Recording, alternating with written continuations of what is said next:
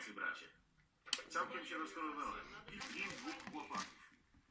Oni ci wszystko wiedzą. No, sam to. To ja.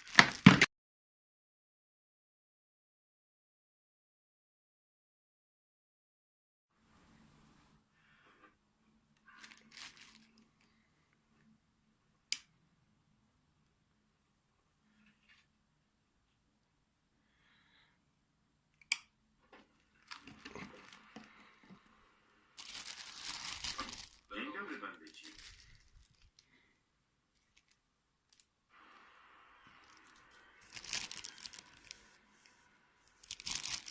Dopiero wczoraj znaleźliśmy tego gada.